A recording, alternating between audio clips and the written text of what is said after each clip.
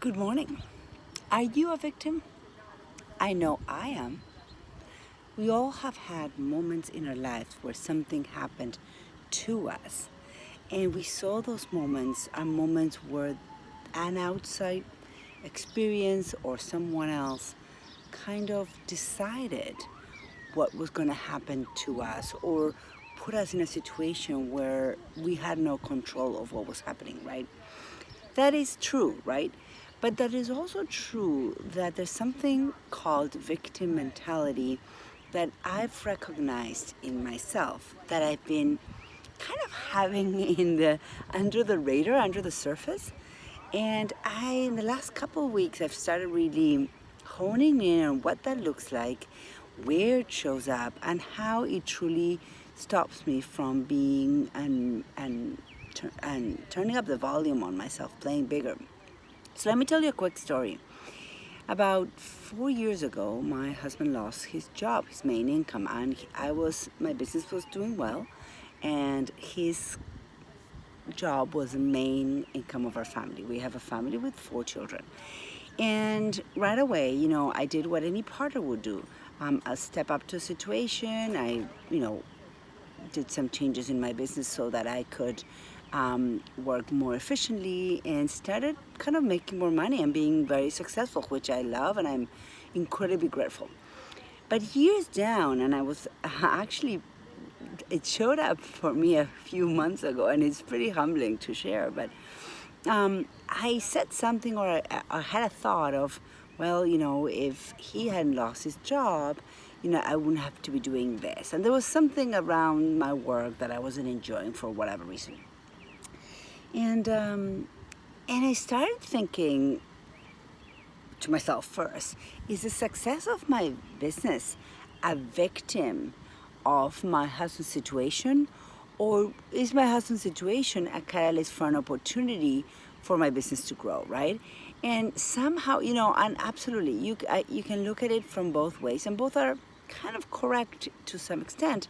But I started asking myself, what is the empowered perspective I can choose, right? We always have a choice, that will let me feeling good about myself, good about my work, and with more capacity for making the right selection, the right choice, or the right decision.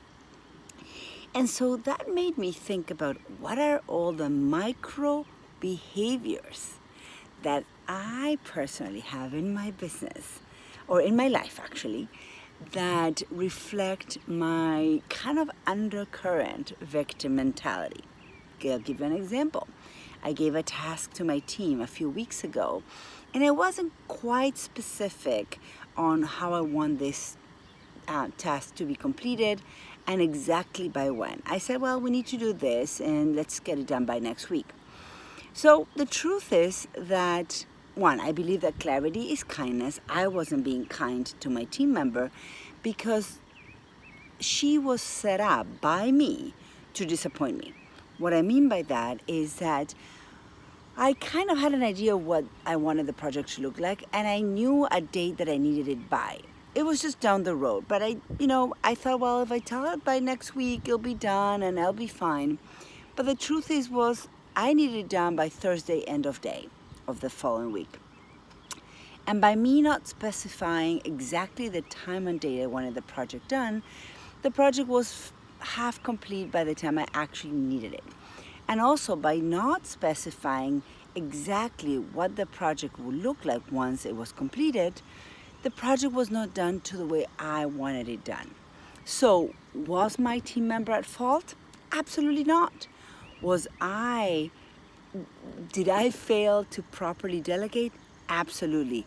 And by doing so, I gave my chance the opportunity to say to myself, oh, my team is not working well. This is all going to be down the drain. My company's going to collapse. And I don't know if you do this, but I do sometimes. You went down the rabbit hole of the negative self thoughts. And on I went in my head, right? Victim of a situation that I had created. Another example is I wanted my kids to help out with the house. It's summertime, they're home, and I'm in and out, and I said, guys, make sure the house is clean. Yeah, I have 4 kids, but only 3 in the house because my oldest is traveling. And who's going to react to a mom saying, make sure the house is clean? Unless you give specific instructions to each child, each one of them will think, oh, well, the other person's going to do their job and I don't have to do anything. So obviously I came back home and the house was a mess. And I went back into my victims like, oh my God, my kids don't help, and I have to do everything, and everything, if I don't, if I'm not around, everything collapses, and on my negative thought went. And so an empowered kind of invitation for my kids to collaborate would have been to assign a task, a specific task to each child. Like, my youngest child, I should have said, empty the dishwasher before I get home at 6 o'clock. Or my daughter, make sure that the dogs are fed before I get home at 6 o'clock. A specific, clear directive would have been so much helpful to them, actually, and also would have helped me not fall into my victim mentality. But the reality is, and this is again another realization and another angle that is worth considering, is that to some extent we become addicted to being victims, meaning that unconsciously, absolutely, this doesn't happen consciously because we know better, right? But unconsciously, we are addicted to that emotional cycle, emotional pattern that happens when you realize that you've been disappointed for whatever reason, whether you planted the seed or not. Let's say that you were disappointed, and that triggers a whole chemical reaction in you, and it creates this whole emotional experience and story about how you're not supported or not loved or not cared for, whatever is the story that you come up with. And then you get into the negative self-talk. And on the cycle goes back until somehow you soothe it, or for some of us, it triggers a reaction. For me, some people smoke, some people over-exercise, some people overwork, some people drink. I go for something sweet, right? It does, I'll just have some ice cream. So I just want you to pay attention and start asking yourself, when am I being a micro victim?